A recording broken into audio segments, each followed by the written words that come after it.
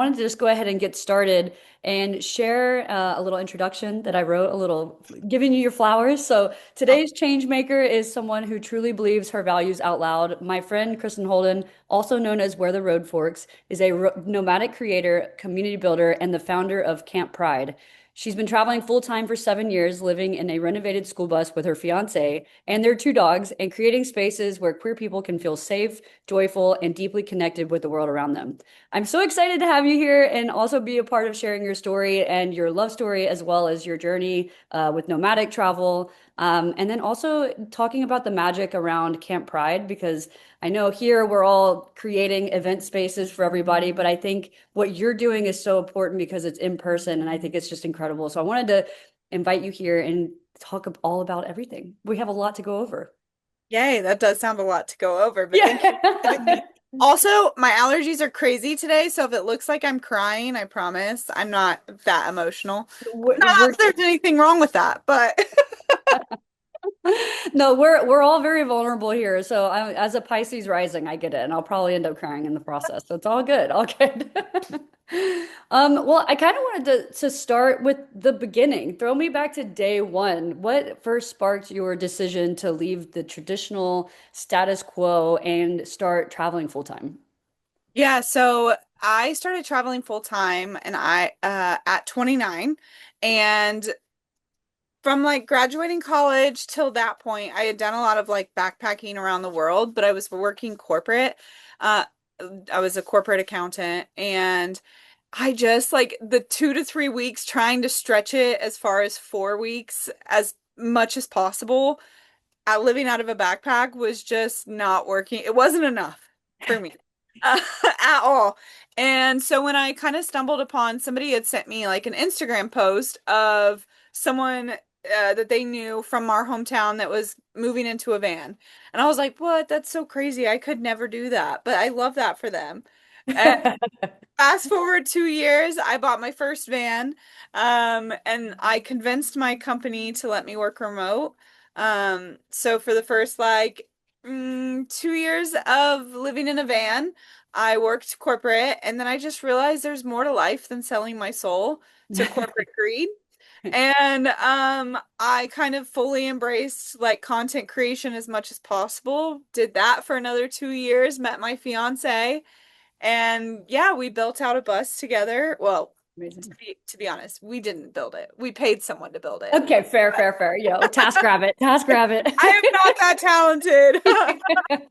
Um, but yeah, and so really this like American dream life that I thought I wanted, which I was also straight then. I was never straight, but that was the dream life I thought I had in mind. Fast forward to now, it's been 7 years since I hit the road full time, where I just fully have found myself. Mhm. I left very deeply religious when I hit the road, and I left Mhm. with a Bible verse in mind that honestly I still hold dear to my heart.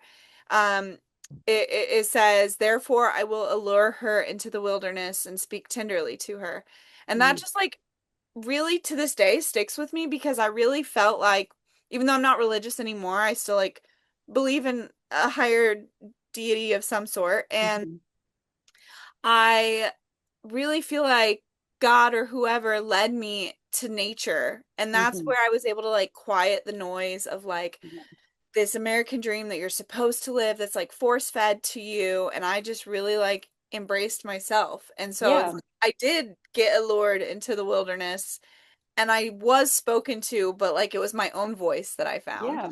I love that. And I also, I was actually speaking with Olga about this before, where I was asking, like, do you believe in fate or destiny? Like, which one is it? What do you believe that, you have uh, a role to play in your own destiny? And it feels like that's kind of what you did. You just leaned fully into it and you were like, I'm trusting my alignment. I'm trusting what feels good inside. And that brought you to where you are then. It's one of those things too. It's like when you break it down, how you wouldn't even met your fiance if you might not have taken that chance, right? And so like and the bus that you're in, the house that you're in, the camp pride that you've created, right? And how these little moments and these little decisions in our lives can quite literally transform everything that we know. And I just think it's amazing, whether that somebody, it takes them to the wilderness and takes them traveling, or if it takes them into corporate because it's doing something that they love to do, or if it's, an art path. I think it's just amazing that when you really lean into what feels good inside in your heart, it can really open up the most amazing doors along the way. Would you say that travel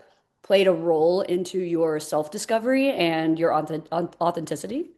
Oh, 100%. I grew up in a very small town in Indiana, and it was almost 100% white. And towards the end of my high school days, I started to branch out towards Indianapolis, which is a bit more diverse, and like making friends there. And that's really what kind of like fueled my desire for travel, was meeting people of different backgrounds. And I just sometimes I feel bad for people that never get, whether, well, I don't know if I should say never get the chance. There are definitely barriers to traveling, but I do feel bad for people that don't step outside of their comfort zone and their bubble, because there's just so much world out there, and it really opens your eyes to so much. And the media like pushes different types of portrayals of how scary people can be and how scary the world is. And once you step outside of that, you're like, no, it's not. Like, I'm down in Mexico currently, and a few weeks ago there was some cartel activity, and the amount of DMs and messages blowing up my phone saying, "Are you safe?" And I'm like, that's like that's living in San Diego and asking in New York, Yeah. if you're okay based off of Yeah. something that happened. And so I definitely think that being able to travel really just expands your Mhm. mind, and it really kind of crushes those things that you're force fed that you just Yeah. don't even realize. Absolutely. I think it's one of those things with travel is the more you do travel and all the places that they've told you to be afraid of, you actually find so much in common with every person you meet. Like every person that I've met while traveling, I realize that we have more in common than what separates us. And it's this realization that we are being taught through fear mongering to be afraid of people. But ultimately, at the end of the day, people all around the world want to love, be loved, feel seen, and respected in their most authentic self. And I do think that that is one of the beautiful things about traveling. And whenever it comes to you coming out, is that play a role into that? Because I know you had mentioned when we spoke on the podcast, which mind you, everybody, that episode will be coming out eventually, I promise. That was a later in life, as you put it, scenario where you came out and really stepped into yourself. What was that journey like? That was a long journey. So I don't think we even got into this on the podcast. So this is like a little bit of Oh, a tea, we got the tea. my first like real kiss with a woman, where it wasn't like kissing in front of boys to like turn on the boys kind of thing, you know what I mean? Um, I was 15 years old, and the girl at the time was 18. This was at a party. There's a lot that happened that also led to me getting arrested that night for underage drinking. It was a wild night. Long story short, there was video evidence of it, and because she was 18 and I was 15, the Oh, wow. school called CPS on me, or not on me, on her, on the Right. situation. So Child Protective Services, my parents, her parents, everyone was in the principal's office. So I think back to that and I'm like, it's no wonder it took me another 16 years to come You were out. like, I'm scared. I'm going right back in that closet. Like, put me Like, back in there. crazy. I had a Yeah. friend in high school who was the only lesbian in our school, and she told me, Kristen, the day that like when you finally come out, let me know. Call me up and let me know. And I was like, girl, whatever. Yeah, right, right. So I did call her up at 31 years old and let her know that I finally came out, but I I had this really long road of I was very active in my church. I had a group of like 20 teenagers that came over to my house every Wednesday night for Bible study. Like I Mm, was very deeply in it, and while these young teenage girls are actively coming out to me, I'm regurgitating the same things I've heard my whole life of like hate the sin, not the sinner. mhm, It's only a sin if you act on it. And meanwhile, I'm trying to figure that out for myself. Um, mhm. And so I think when I finally was able to step away, and when I say I went into the wilderness, with living nomadically, you often park on what's called BLM, Bureau of Land Management land. And most of these places are literally in the middle of nowhere. I'm talking hours away from towns. And so in that time, especially the first few years on the road, I was so deeply alone in a good way. I enjoy Mhm. actually being alone. And so I was able to like really listen to myself and not the world around me. And so Mm. that just gave me confidence. And then I was also meeting more and more queer people on the road, and just being able Mm. to have those conversations gave me the courage to finally come out. I So, think I love that so much because I think that whenever we do come out, there's this big amorphous feeling of like, now I have to find my community. Where are they? You know, and at 34, I'll turn 34 soon. I still don't know sometimes. And that's why this whole collective started was how do we put everybody who's looking for community together? And I was curious, you mentioned that you found a queer community while you were traveling nomadically, which I think is amazing. Sometimes people think you have to move to a Los Angeles or a New York City to find queer community. How did you go about finding that? And or did it find you just organically by you stepping further into yourself? yeah, I think it kind of found me, and like in a way I'm really lucky about that. So, when the second and third person that I came out to were two queer women that I was traveling with. And we just met as friends. I wasn't seeking queer community, but I just happened to be camping with them and decided to, after I kind of was like prying about their coming out story. And then I was like, I think I might also be queer. Like, not sure, figuring it out, like That's cute. literally, like, not sure. Yeah. Um, And so I just kind of like immediately found, and then a third person joined us who was also queer. So I was just instantly traveling with three queer women. Wow, that's amazing. And yeah, and then met a few other friends along the way, and then learned about this organization called Van Life Pride, and which is a nomadic organization that brings together queer people on the road. That's And amazing. at that, about maybe 6 months after coming out, I just really felt like this passion like brewing in me. Like I wanted queer community. And Yeah. I had noticed that the Van Life Pride Instagram had kind of gone dormant for a while. So I actually reached out to the people who started Van Life Pride, and I was like, "What's going on? Can I help?" And they were like, "Actually, if you just want to like take it over, that'd be great." Okay. So I kind of just got handed this organization, and now I'm no longer leading it. I'm still a part of the team. So Okay. I've been working on Van Life Pride for 4 years now, and we hold an annual event every January that's for free in the middle of the desert. This year we had about 400 attendees, and it's That's just a awesome.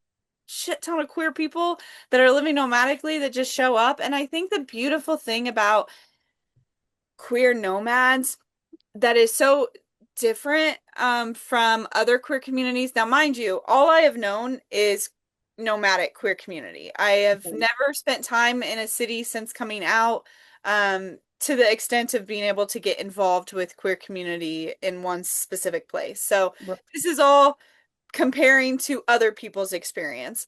But the thing that I have found to be so beautiful about queer nomadic community is everyone has already kind of deprogrammed a lot of Mhm. like societal norms when you transition out of the American dream, the Mhm. typical lifestyle. Mhm. So you're already in a different state of mind when you live nomadically, and I feel like a lot of, not all, but a lot of nomadic people are already very accepting of different walks of life because we're living a very different walk of life. Right.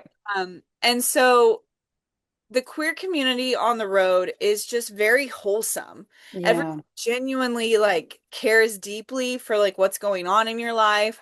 Mhm. Consent is like a massive thing, especially because when you live nomadically, you have to over communicate everything, especially when Right. you're caravanning with people. So when you're caravanning with friends, it's almost like being in a temporary relationship with those people. Okay, yes. You're so close to each other. I mean, Yeah. I joke that our we kind of have like a core, we call ourselves the polycule. We're not poly, but that's what we Okay. call ourselves because we're so tight and like Yeah. down to knowing each other's like poop schedules. Like Okay, yeah, you're like you know everything. Yeah.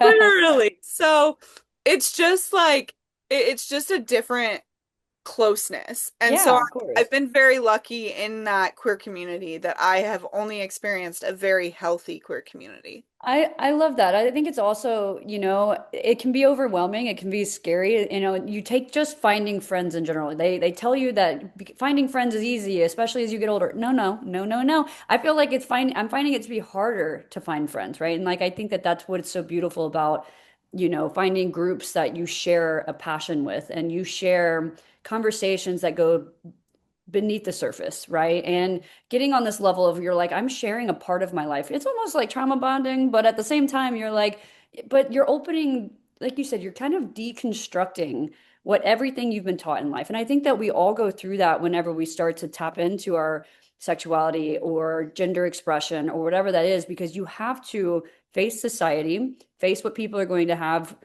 these expectations or these opinions on you, and you have to deconstruct what is real to you and what's not. And I think Yep. that meeting and being around other people who share that same mindset and or passion with you, it doesn't just mean like, oh my gosh, I'm deconstructing, everything is scary. It's like, no, it can be really liberating, and you're kind of reclaiming what truly means for you, like what life means for you, instead of just following what you've been told to do. But I think it's amazing that I think it's also the idea of community is community can look so different for every single person, right? And there are pockets of community that share those like different passions for. I would love to ask you, how did you end up meeting your wife, your fiance? Because I think that's where I love that you have been introduced to a community, and then you've now found your love life through this process. It's like this beautiful unfolding of like a flower in a way that's just continuously blooming over the years of you fully stepping into yourself.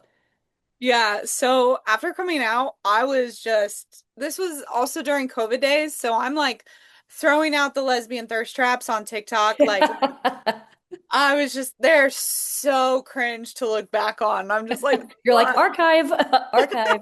What was I thinking? Yeah. Um, We've all been there. It's okay. It's all good. but it worked because I caught my fiance. She slid in my DMs and she was living on like close to Boston area at the time, and I was planning an East Coast road trip, Okay. and which isn't common for me. So to put it in perspective, in 7 years I've only gone to the East Coast once. So it's not common for me to go out there. So it really was just like meant to be.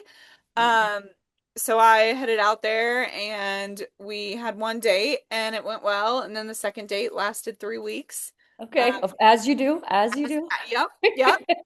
And yeah, it like 8 months later, she was moving in with me and hitting the road. Okay. This is So the gayest thing I've ever heard, I by the know way. we like you hauled in a different way. Y'all, yeah, you need a term for like instead of a U-Haul, you have a bus, like a I know, U-bus. right? You know what I But mean? But I love it. I mean, also the proposal was beautiful. It was so beautiful. I'm gonna have to send y'all in the collective chat. I'll drop some pictures from their proposal. It was absolutely stunning. What was the proposal like? How did it happen? What would you feel in that moment? I need to hear the love story for a moment, yeah. you know? Okay. So to rewind it a little bit, before I met Carolee, 3 months before that, I lost my soul dog, who was just like my everything, and it was very unexpected. He was only 8 at the time. And it was, I mean, devastating to me. And so I like didn't think my heart was really ready for somebody. Mhm. And I know some people are like, it's just a dog, but to me, Mhm. truly, like that animal was our souls were connected. Mhm. So I always say I lost one soulmate, but I gained another. And I Mhm. really feel as though Bear led me to Carolee. Mhm. And Whoa. so after we met, I had Bear's ashes, and then Carolee, she moved in with me. We went back to Oregon to this waterfall that Bear always loved. We would go almost every year in Oregon, and he just thrived there. Like I have these videos of him just frolicking through this waterfall. And so that's where we spread his ashes. Fast forward 2 years after that, I had a friend who was a photographer who had just moved to Portland and reached out to me and was like, "Hey, I'm trying to like build up my photography portfolio. Would you and Carolee do like a fake engagement photo shoot?" Or I don't even think she said engagement, but she just said, would you guys Yeah. do like a Be queer?" open to it. Yeah. Yeah. And I was like, yeah, of course I'm down to help Yeah. out. And I get some free photos out of it. Duh. Absolutely. Yeah. We get to this waterfall. I change into a dress. Carolee changes like into some nicer clothes too. Mind you, typically we go in June every year, and it's like a very steady flow. Typically, Hmm. it's not a trickle by any means, but it's not gushing. And this year, for some reason, it was gushing. So Okay. we get as close as we can. We get down there. Normally, let's just say like she would have this much room to stand on. She had like this much Oh room to no. stand on because of like the amount of That's water. right. And everything's so slippery and wet from the mist. So at one point, I thought Kimberly was falling. And No. I was like, "Oh my God, are you okay?" And I'm like trying to catch her. She's like getting on one knee. No. Wait, this is so good. That's so good. Totally did not see. I don't know how I didn't see it coming, but I didn't. I'd been complaining about not having my ring yet, and I still didn't see it coming. That's so Um, funny. I love that you thought that she was gonna fall off the edge. And you're like, oh, this is the moment. Okay, I got it now. That's yeah. amazing. Yeah, and Carolee had set this all up behind the scenes. Like, so Oh, that's photographer amazing. was in on it. I love it. I love it. Yeah. Well, I So was curious, what has being in this relationship, also being in a relationship on the road, what has it taught you about love and also self-love? I love that question because falling in love with Carolee has like deeply healed a part of myself. Mhm. Um, it took me, so even though I said that, after meeting Carolee 8 months later, she moved back in, there was a gap in there where I went back to someone else, Mhm. because I was so drawn to toxicity. Mhm. And that's all I ever knew with men because I think subconsciously I didn't want them. So I Mhm. would be attracted to the The type of toxicity. Yeah. yeah, just like Yeah. somebody that was really like unavailable. Hmm. And so that was when I first started dating women, that was also something I found myself being attracted to out of habit. And so meeting Carolee, I was like, wait, like this is different. Like Hmm. this is safe, this is healthy. And I think people use the word safe in relationship as like a bad thing. Like, oh, Hmm. that's a safe option. That's bad. Right. Right. And so she taught me that that is good and Yeah. feeling safe and healthy and like confident in myself and a relationship. She taught me so much about unconditional love as well, Hmm. especially since coming out. I have not received that from family, which is something you think you're gonna get. Not, I mean, maybe not, but um, Right. you would You would assume, hope. You would hope. Yeah. yes, families preach unconditional love, and then Mhm. when it's not so unconditional, Right. so she has just taught me so much about how to love myself and how to know my worth and Mm. I love just it. what a healthy love looks like. I think it's amazing and it's beautiful. It's exactly what you said. I think a lot of times as we do, we come out and then, all the people that were supposed to love us unconditionally, you recognize that maybe there were conditions subconsciously that that was just their way of telling you that there are conditions and they'll love you through that even though you're queer. It's like, okay, we'll turn an eye. But I do find that as a topic that I've spoken about on the podcast before. But I love that she's helping you fall deeper in love with yourself because I think sometimes it comes with with relationships. It's really got to find a balance between, especially because y'all are traveling together, you're working on projects together, finding that balance. I think it's so important. I love y'all's story, and y'all are just so cute together. And I can't wait to share some more of the photos in the collective chat. And I also wanted to mention to you, we have the Travel Diaries, which is a club here in the collective, where we're going to start sharing more travel stories and talking about upcoming trips. We're also planning an Amsterdam Pride trip where I think 13 to 14 people have now decided on going, which I was like, okay, it started as a joke, and now we're like, no, we're actually going, which I was like, okay, okay, it's happening, it's happening. Um, Wow. but some people, in the collective, this is the first time they've ever traveled, first time they've ever been on a plane. This is the first time we've all been meeting in person as well. We've all met on these virtual calls. I would love to hear from your perspective as someone who travels a lot. If you are nervous about traveling, what is a way that you put into practice to like ease those nerves, especially for the people who are new to this? So this has kind of been like my life motto lately is don't be afraid to fail. Um, Hmm. because I think when you push past your fear, that's some of like the best opportunities for growth within yourself, but also just like joy in your life. Because fear holds us back so much. So if you're not afraid to fail, then you're able to like experience all these new things. And so I think something that when traveling and doing something new, you almost have to just give up a little bit of control of like things are going to go wrong and you have to Hmm. adapt to that and that's okay because sometimes those are the best stories when something Yeah. goes wrong when like people show up and community shows up and Yeah. there's so much beauty out there that you will find that you're like fear mongered so much like kind of what Yeah. we were saying earlier and that the world is such a welcoming like beautiful place. Yeah, I agree. And I think it's kind of what you said. It's those stories where you're like, "Oh my God, do you remember when somehow we ended up in jail in the middle of nowhere in that country?" And I don't know how we got out of that, but we did. It's like in the moment you're like, "Oh my God, I'm never traveling again." When you get out of it a couple years, those are the moments that you kind of like reflect on. You share those moments with other people. I'm hoping no one goes to jail. Okay, we're not putting that out there in the universe, by the way.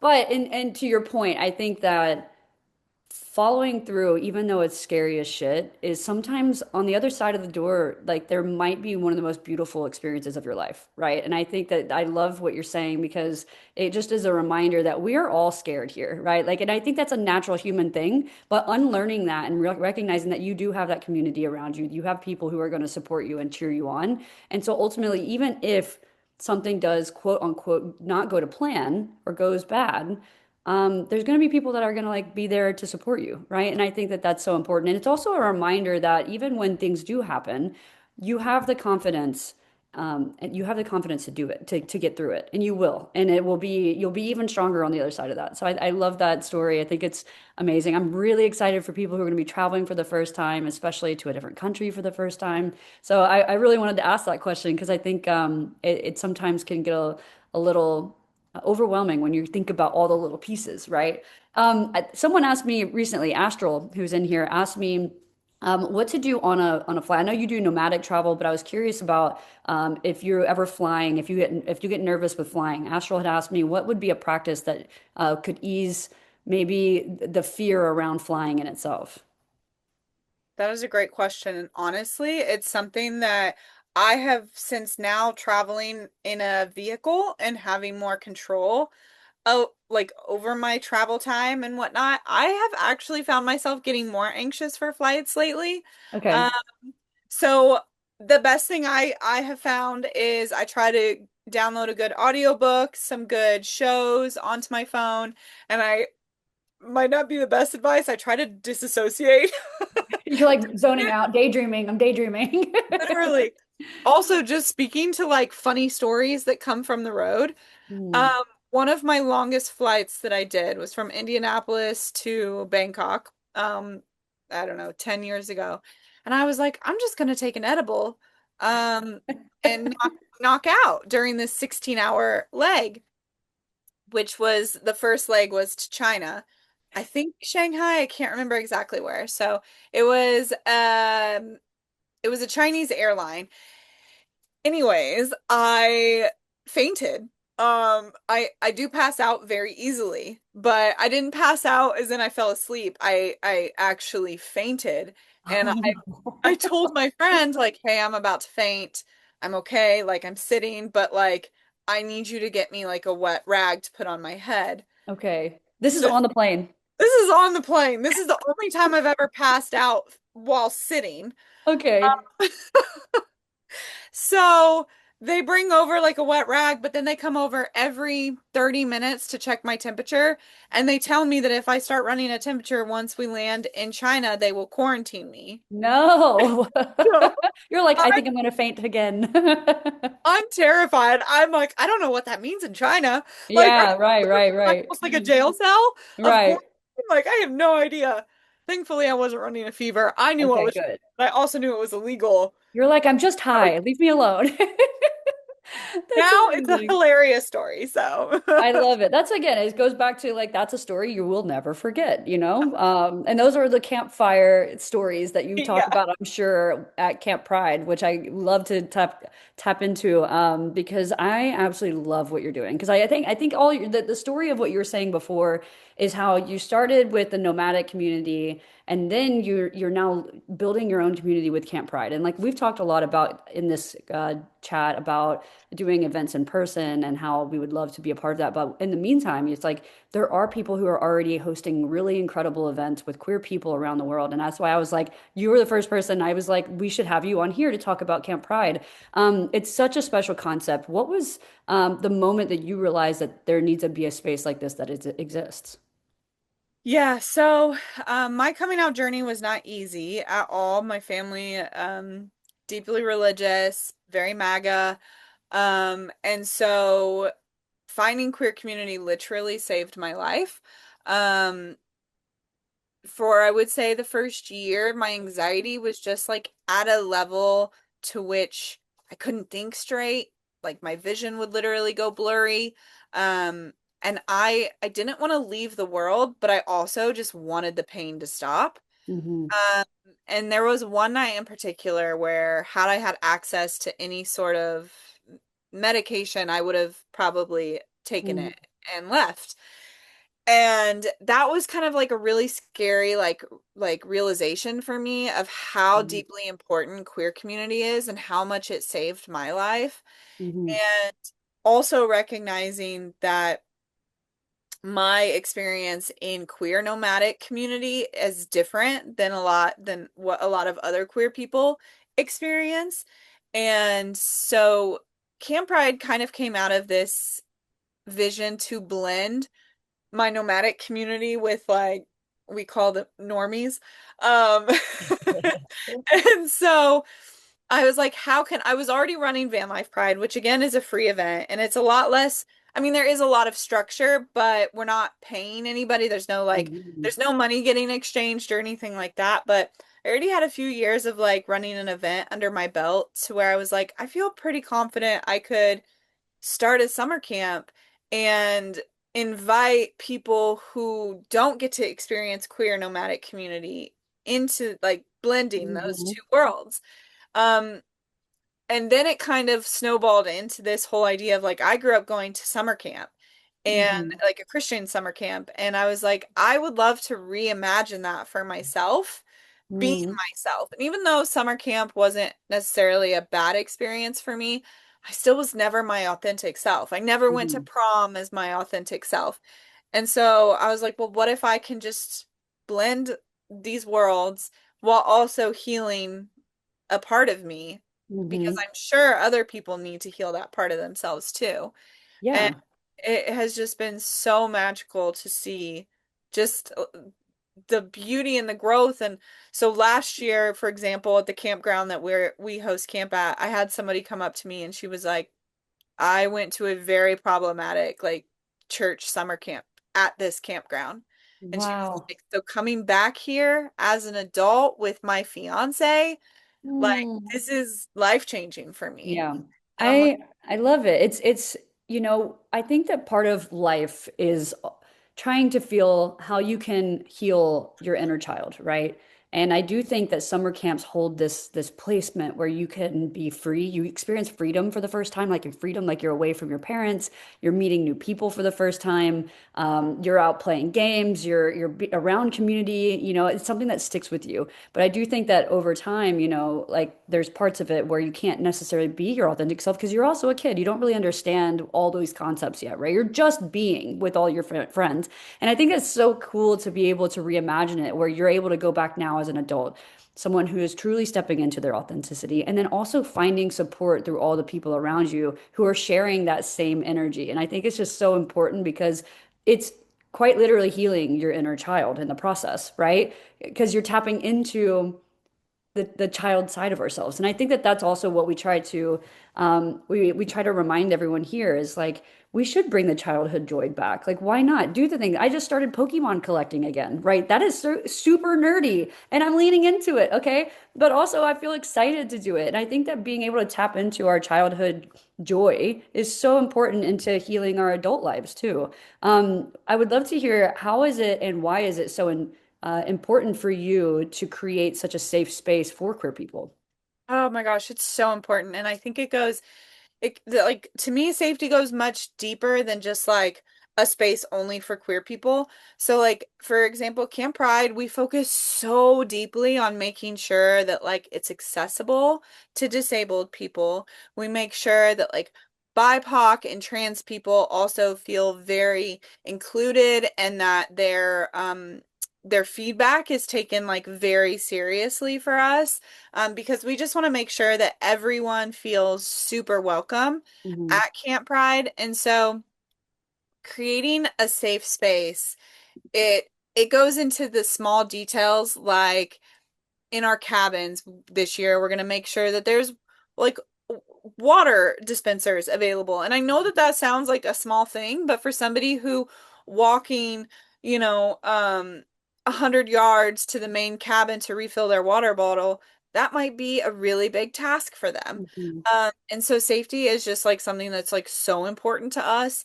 And it also goes into like making sure that like even activities are well like diverse. So we've got like Hmm. athletic things for the people who want to do like we have Camp Pride Olympics this year for people who want to wrestle in a kiddie pool together. Okay. Yeah.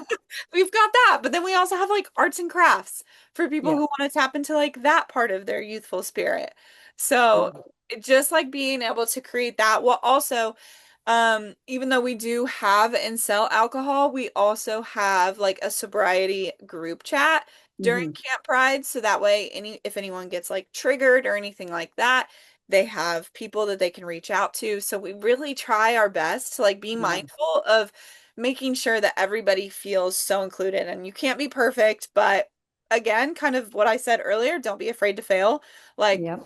we do our very best, and if we fail, at least we know we're doing our very best.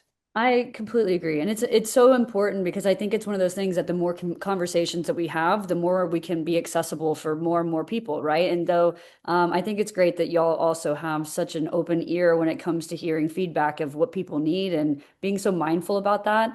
I think it's wonderful. And I'm so excited. How many years are you doing this now? This will be our third year. The third year. Okay. And so if you can, I'm going to put it in the collective chat, how they can find you. I know you have their Instagram channel, but if anybody wants to follow you, because also not only that, but your social media is a community space in itself too. So I didn't know if you want to do the plug real quick, but Yeah, yeah, tell I them mean, everyone to find. the Instagram is Camp Pride underscore, and the website is camp-pride.com. Perfect. Amazing. Yes, I'm so excited. Because it'll be later this year and I'm hoping that I can go. I would love it. I know because I know you've been asking me and I'm like, so to give a little Right. feedback to everybody, we met at a queer event, Girls in Wonderland, right? Yeah. We Yep. met at Girls in Wonderland a couple years ago, and actually, I might be working to give you a little inside scoop. We might be having a booth at Girls in Wonderland for the collective this year. So that's kind of full circle, actually, now that I think Yeah, about it. That's pretty crazy, right? that's so funny. I Oh my love gosh. it. That meeting was so hilarious. It was a good time. It was a good time. As one of the last questions, I just wanted to ask you if somebody was feeling like the world is really heavy right now, and maybe they just want to feel a little bit in their own safe space within their own community. what would be a piece of advice that you would give to everyone that's listening in, if they're experiencing that? Yeah, I would just say that joy is an act of resistance, and you need joy to be able to fuel your resistance, but also you need to have balance. You can't just consume like the doom and gloom 100% of the time. You can't just sit in the guilt of like your privilege or, like for me, for example, my family, my great grandparents were Palestinian. And so for me, like sometimes sitting in the US watching what's happening, there's like this weird feeling of guilt. I don't know if that's the right word, but just like I have such a comfy, cozy life. Like how come I got to have the privilege of that and like other people didn't? And I think about this thought of that one decision of my great grandparents coming to the US has afforded me like this beautiful life. Mm-hmm. Um, so sometimes like I really feel myself sitting in that guilt. And I think that there has to be balance of doing the work, going to the protests, fighting for rights, but also experiencing joy because they don't want you to experience joy. They want to hold you down.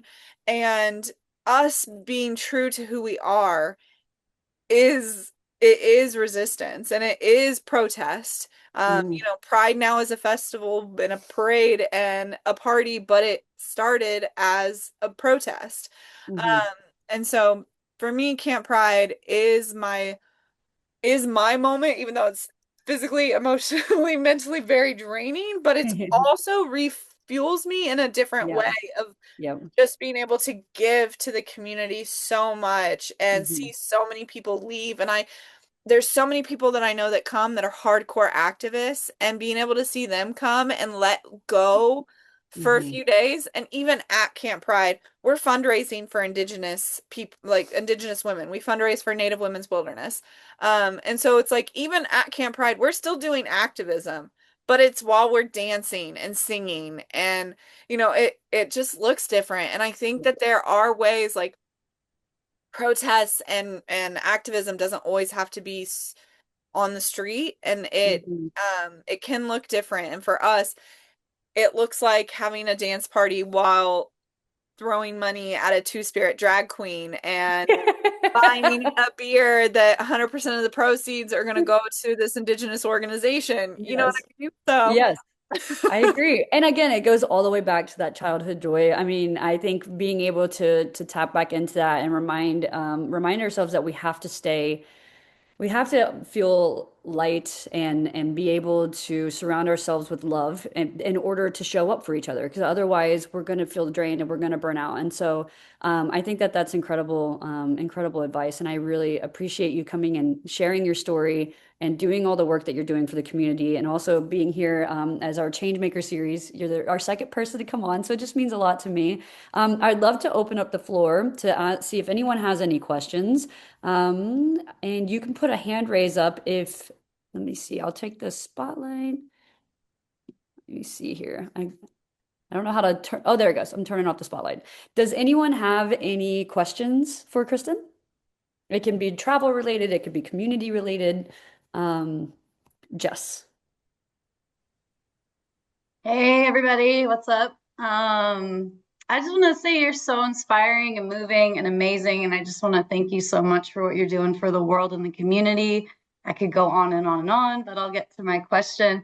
I'm a travel addict myself. I've done some immense amount of wonderful traveling, and it's been turned down, which is okay, but this inner desire is so light, and I just want to fuel it somehow, but I'm trying to find out like how I could potentially work on the road and what that would look like and what kind of fields. So I've been sitting with myself about how many hats I wear and how to apply them. I'm wondering if you have like any insight about how to hone in on that. I know we're living in a world that's abundant in having like rogue travel with work, but yeah, you could maybe have some insight. yeah, so I would say like really tap into, what you find that fuels like your joys and your passion. So for me, I was able to find a job where I love doing social media and I love the national parks. And so I run social media for a travel agency that runs tours in national parks. And that did take me a few years to find for sure. But I also would encourage you to kind of like look outside of the bubble of maybe like an online type of like remote work. There's so many opportunities to do like in-person work at like national parks, campgrounds, things like that that are temp jobs. And a lot of people do this. They'll pick up temp jobs and they'll work hard for 4 months and then they'll spend the rest of the year going. And the great thing about living like nomadically, for example, is your cost of living is cheaper. And I think that even applies. I mean, Kirstie, I feel like you have a little bit more experience with this than I do, but I think that even applies like traveling the world, Hmm. because rent can be so expensive or a mortgage payment or whatever that it's like sometimes it's actually cheaper to travel full time. Um, Hmm. so I would it's hard not know, like without knowing like what your passions, what your career field is, like to really give like specific advice, but I think just really tapping into like what fuels you and drives you, Hmm. and you will find something out there. But even if you don't, maybe think of like what you love. So like again, if you love nature and you also love being around people, maybe you work as like a barista at a national park for a few months kind of thing, which those jobs exist. Like Yeah. there are so many different little unique jobs, but a really cool platform if you're looking to do like in-person type work would be coolworks.com. Um, that website offers so many jobs in person that are temp jobs all around the Mhm. country, typically centered around national parks. And Cool. I Thank also you so wanted much. I You're wanted welcome. to piggyback off of that. So Jess is an incredible artist, and she has her own company called Surf Juice, and a lot of her work is travel related. You just sparked an idea in my head, Juice. So Jess is so the painting behind you, Kristen, is that Mel's painting? Yes, I've Okay. Mel's here and then my friend Abby's here. Okay, yes. So our mutual friend Mel is an artist and a painter, and so the one on the left is Mel's painting, and you just made my idea of like you could definitely travel on the road doing your art while also traveling. Your entire background is art that is inspired by travel. So imagine doing that art on the road and showing the content and like the process whilst being in a new destination every time, but then also you're literally showing in the background in every single meeting your own artwork. So it just made me think about that right now because I love that you have Mel's painting up there. So it made me think about it. You could definitely work and do your working remote, doing your art that way as well. So that's just another idea too. Cool. I love it. Does anyone else have any questions? It could be travel, community, Camp Pride. I don't know if anyone has a hand raised. Andrina? Oh wait, there you Ajá, go. ahora sí. Can you hear me now? Yes. I'm like, this is the new one because I used to be on the website and I don't know how to use it, so bear with me. So first of all, thank you for the time that you kind of gave us today. I feel that my soul has been expanded a little bit more in my brain as well. Thank you for that. And I totally relate with feeling guilt for I have my family living in a different country that the one that I am now, and their reality is completely different from mine. And I do relate to that part, right? Like they gave me everything and I can't do living for them. I can't change their reality. They are choosing the reality that they have now. Do you have a ritual exercise? How do you get yourself out of it? Because I do agree with you. I think joy is our personal way of rebellion. How do you say it? Rebellion. Thank Or you. Resistance, yes, is a personal way of resistance. When we show how happy we are, when we accomplish our dreams and goals, we show the other people that it's just all about the mere existence of us. Like we do exist. We are allowed. It's good, right? Whereas if we don't allow our joy, then what we are kind of reinforcing that negative speech that they sometimes get about us. So yeah, my question is how, like, do you have any advice on how do you get yourself out of those places of guilt? Because I do struggle with those sometimes. Yeah, so I would say I'm not out of that place of guilt. It's something that I actively struggle with. But I do take moments to like ground myself and center myself. And to be honest, I do that by going out in nature. And this might sound very hippie of me, but touching grass. Um, I really find that when I commune with nature, that kind of brings me back to again, might sound hippie, but like Mother Earth. Mhm. And I think that just like reminds me that we are all one, sharing the same planet together. And it's so I don't have like the best advice, but I really do believe in the power of nature. And I mean, scientifically proven that running water actually releases, I don't know if I don't remember if it's negative or positive ions, but releases ions that actually make you happier. So I tend to find myself like gravitating towards a waterfall, Mm. towards a stream or something.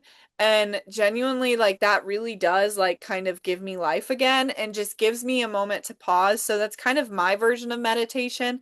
I don't do a good job of just like sitting and meditating. I need to be like touching the earth in order to do Mhm. so. And I understand that I'm in a very like privileged place to be able to like literally step outside my door and I'm at a waterfall, have a mountain view, I'm on a beach. Um, but really just like centering myself in nature is what usually grounds me the most. Thank you. That's beautiful. And I also, yeah, relate. That Andrina is being humble. She's a avid hiker. She loves hiking. She loves doing all. What is the word called where you have it in your bio? There's a word for being a big lover of hiking. What is it called? A lover of mountains.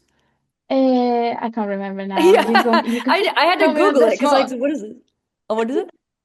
No, you call me on the spot. I can't remember now. I think it's There's a certain yeah, term for being a lover of yeah, mountains, and I was exactly. like, yeah, I've yes. been practicing Italian, so yeah, no. Today is not the day to be asking me I'll send about it to you words. later, Kristen. And Don't then, worry. But Okay, okay. yeah, exactly, yeah. So exactly. Andrina loves hiking too, so I'm sure That's that also works. perfect. Yeah. Yeah, Yeah, truly hiking is like everything to me. Like I love a mountain view. I'm a sucker for a mountain. I'm way more of a mountain girly same. than a beach girly. So like Oh my God, yes, we're currently leaving Mexico to head north and I'm like, I cannot wait to be in the mountains again. Get Meanwhile, me I'm through like, this. put me on a beach. Put me on a beach right now. no. Like I can do the beach stuff, but it's for a very short period of time, and I will be in my bathing suit in the water, like in the middle of the Yes. sea. Don't Okay. get me out. I can't deal with the sun and the heat, and yeah, it's not a nice scene. I Yes. don't do well in hot weather. It's the balance. It's the balance. Exactly. Exactly. Thank you for your Thank question, you so Andrea. much. Thank you. Does anyone else have a question? I also have Perfect. another one, Yes, if I please. may. Go ahead. Sorry. So, like everything that you are doing, I think is truly amazing, right? And I just wonder if you have a picture for the future, like what's coming next for you? What is it that you are looking forward to in this next chapter of this beautiful book that you are already writing? I love this question because I definitely have a vision for what the next chapter holds for me, and I don't know when it will unfold, but I have a dream of opening up a coffee shop with a sapphic speakeasy in the back. Let's So, go. because again, I think it kind of goes back to like creating like community spaces, but I envision this like sapphic speakeasy to be more of like lounge vibes. So like this is my theory, right? Sapphic spaces, we have so few of them because they're centered around like partying, and I think a lot of sapphic people will kind of grow out of that at an early age. So my theory is that like not that I would be in this for money. I really am not motivated by money, but the money is in like older crowds, not older, but like to me, I'm older, so like mid Like 30s. our age, our age. Yes. Um, not in like the young 20s, right? Yeah. And so I envision a space that's like moody, but like you could play board games if you want while having a cocktail or a mocktail even. Like that's kind of what I envision. And somehow I've got to do it to where there's no cis men allowed. I don't know how to do that. I'm like, maybe the secret entrance is through like the like non-gendered bathroom. I don't know. But It's like a speakeasy through a non I'm dead. Wait, you're onto something here. You just twist it around. yeah, or you've got to like flick the bean to get in on a coffee bean. Then they can't find it. Right, Exactly. exactly. Exactly. They'll be like, where is it? I don't see it. Yeah, Maybe you can have like a secret, like we can create like a secret word or something. And then if that people, as it used to be back on the day, if you don't have the word, then you're not allowed, regardless Right. of who you are. Right. And it's called yes. Flick the Bean. That's the password. Yeah. We have Yeah. in San Francisco, we have this massive queer party on Folsom Street. It's like 8 blocks. But this year they had a sapphic section, which was amazing. It was a block of just like 200 sapphic people. And I was like, how are they keeping the cis men out of here? Like, how do you go about that, right? And so I was like walking out, and like it's literally just some security guards just being like, it's a no, and like they're just standing out there just outside. And so like coming from bar industry with the security guards not being able to let certain people in, like it's doable. So you can get around it somehow to Right. have that kind of protection for it. But I was thoroughly impressed. I was like, oh my God, there's just all these cis dudes out there not being able to get in. I was like, Love it.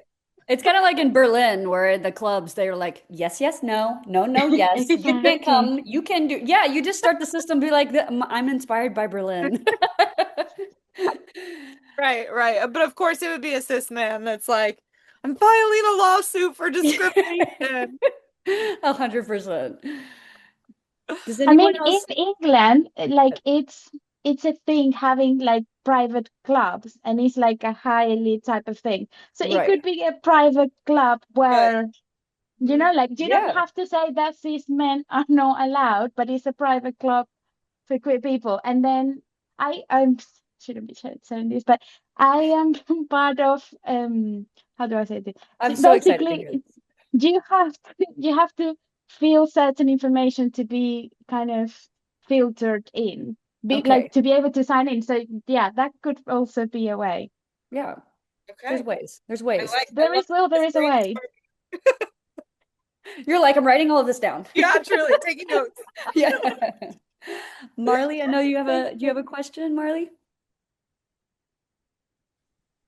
Yeah. So, like, where's the location of the coffee shop? That is a great question. I have no idea. No idea. So I currently have like I do have like a permanent residence in like a house in Indianapolis. And so sometimes I see us moving back to my house. Like I just rent it out while I'm away and starting something there because I know it would be affordable. I know there's community there that needs it, and there's not a lot of space in Indianapolis. However, I don't really want to be in Indianapolis. Like I don't want to be in I don't want to go back to a red state. There's also a part of me that's like, I don't even know if I'm going to stay in the US. Um, Mhm. so it's getting crazy. Um, but We'll continue. Yes. if I Yes. could have a dream place to open it up where I wasn't even considering money or the fact that there's already so many spaces, it would be San Diego. Okay. But I know that that's probably not the best market to get into. I just want to just like put a little tidbit in there for you because you do like the mountains. I live in Colorado. Oddly enough, I'm a new member here, and there's a platform here. I live in Fort Collins. Doesn't mean you have to come to Fort Collins, I love Port but Fort. there is. Oh, okay. I Yeah. mean, oddly enough, an individual took it upon themselves to create a WhatsApp group here, a queer Fort Collins WhatsApp group by invite only, and I'm a part of it. One of like, I guess like the first members. And I had already tried to start a community like that here in Colorado because it's where you at? Where are you at? Yes. And so I was just kind of like a little tidbit of a jewel to be like, you could start it. I'm not going to say you're going to be successful. You have to do the research to see if that works out. But we do have one only lesbian bar here in Fort Collins, which has lasted through the pandemic Mm. Good and to know. on. I will say one of the other places that we've eyed, me and my fiance, is Colorado Springs. So, Ooh. which is a Yeah, weird balance of like a super weird balance. conservative, but Mhm. also very gay there. So, I don't It's know. all gay. It's all gay, but like it's kind of like, they're in the mountains, they're in the woods. You got to go look, and Yeah. but what's cool about this local WhatsApp that I have is like they're there. They're there. Oh, I'm finding them and good I'm to It's bringing know. you funny. in. When I lived in Denver for a couple of years, I got there and I was like, is everyone a lesbian? Everyone's wearing Yeah. plaid. They go rock climbing in the Yeah. morning and wear beanies. I was like, everyone's gay. It's like, Everyone's gay, but I think it's just because they're not attaching to the label yes, that it's harder to find yes, and just kind of bring in and reel in. But as I yeah, think as we continue, we're finding more and more people yeah. are going that way. I love Yeah. it. I love It's it. interesting. They, But my question to you originally was, what is your capital startup for getting van life going? Oof. Um, it really depends on how like bougie of a life you want to live, Sure, I guess. So sure. for me, I'm my background is in accounting and finance, and so I'm somebody who's very, very transparent about money just because I think not talking about money is something that's been forced upon us by the patriarchy, and I Yeah. don't subscribe to that. So, we spent about $80,000 on our bus. And then we are both, me and my fiance, we're both debt free, not including my house because I rent that out. So that's an asset, not a debt Liability. thing. Right. Um, Right. and so in order for us to pretty much live like very comfortably, we're sitting, I have to really look it up both of our budgets, but probably at about 2,000 to 2,500 a month to live like very comfortably. And I'm talking about like eating out whenever we want to and things like that. If we need to Okay. tighten it up, we could probably get under 1,500 a month to live really comfortably. And I will say with like gas prices going up, Yeah. that is like a concern with living in a diesel vehicle. But the beautiful thing about living nomadically is that there's so much free camping available. There's so many apps That's out there true. that help you find it. And so we can That's just true. park up for 2 to 4 weeks if we need to and save money and then just move to the next campsite. So, but I have friends who have built out their van and they didn't pay somebody to do it. They did it themselves for That's true. under 5 grand, so it really just Oh, wow. depends on how much luxury we have all the amenities in this bus. So Is this the bus? Is this the bus I behind you? am in the bus. Yes. I would show you, Nice. but we've been in transit and so it is a disaster in here. yeah. You're like, it's clean No behind worries. me, but don't look that way. Yeah, just in this corner is good right now. Right, But you I can see see a the I see the great interior. picture. Yeah, I see the walls. Right. I see that took a lot. Yeah. But this is also my third vehicle that I've lived Oh in. And wow. so this time it's like I have a mini split. We have a massive power bank. Like we've got uh, we've got all the bells and whistles. I've got a shower in here. Whereas I know a lot of my friends who DIY'd, like they kind of have just the bare minimum, but they're also just equally as happy. Hmm. So Yeah. Yeah. it really depends on what your budget is, and as long as you're motivated to like get into it, you really can do it for as little as you want to. honestly, as soon as you said DIY, you made me think of power tools, and I was like, sign me up. I'll do it myself. Let's go. Yeah. Yeah. I know a bunch of queer women here. We love the power tools. Okay, so Yeah. let's do it. Fixing a fence later today. Yeah, Yeah. Well, and exactly. then that's the beauty about like the queer community, especially at Van Life Pride, which also just to like throw it out there, with Van Life Pride being a free event and a nomadic event, there are people that come and like either car camp or post up in like just a regular tent. The only thing is you have to be self-sufficient, so you need to know how to like shit in the woods, basically. Um, and you can learn so much from so many different people. Like people do like solar install like talks and stuff, and people also just they'll like put in like the WhatsApp group, be like, hey, I have a leak in my rig, can someone come help? 10 people are That's showing nice. up. So And we're moving it's towards really, that model of community and just really, really, I'm an astrology buff. So with Pluto and Aquarius coming in, we're in the early degrees of that and moving towards those mid degrees, towards the later degrees. We're going to find that we're going to have to rely on each other that much more. yeah, absolutely. And I think that's what's beautiful about nomadic community in general is it's very much like a collective type of community where it kind of stems back to like the old days of like almost like bartering. Like at Family Right, right, Pride, right. it's beautiful to see how we don't pay anybody, but we have a full schedule for 4 days of people who are showing up, giving their talents, their energy, whatever it is, doing It's beautiful. workshops for free just to contribute to making this community better. That's beautiful. Yeah, a Yeah. 1000%. Yeah, I think if you can get a collective with the right consciousness, the sky's the limit. Yep. Agreed. Absolutely. Thank you so much. I appreciate Of you. course. Does anyone else have a question? Thank you all for these questions. They've been amazing. I know. Great questions. Right? Well, before we go, I love to do a little selfie screenshot and then we'll do a little video waving. Okay, so I'm going to do a screenshot. If anybody wants to be on camera, you don't have to put your camera on, but I'm going to do a screenshot in like 3 seconds. So three, it just came No, on. hold on, un momentito. I'm going to do A a little, video. I don't know if anyone else, go ahead. What happened? I need a second. Hold on. The picture is gonna happen. We need a second. Okay. Okay. Okay, hold on a second. I'm like, how do we get it? Okay, ready? All right. Three, two, wait, press the wrong button. Okay, hold on. Three, two, one. I don't know if that happened. Okay, I got it. Okay, and then one last time we're gonna do a little video waving. I think it's cute. Well, I gotta clean this thing off. It was a little dusty. All right. And okay. Hi. Y'all nailed it. Y'all nailed it. First try. Let's go.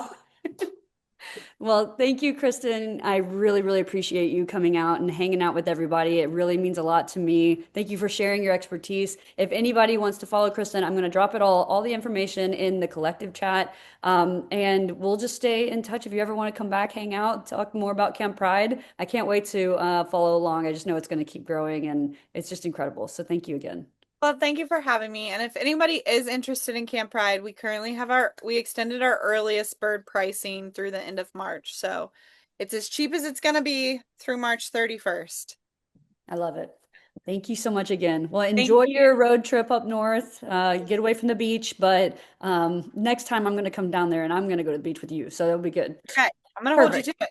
Perfect. Let's do it. Awesome. Well, thank you all again for hanging out. We'll chat with you soon. Bye. Bye.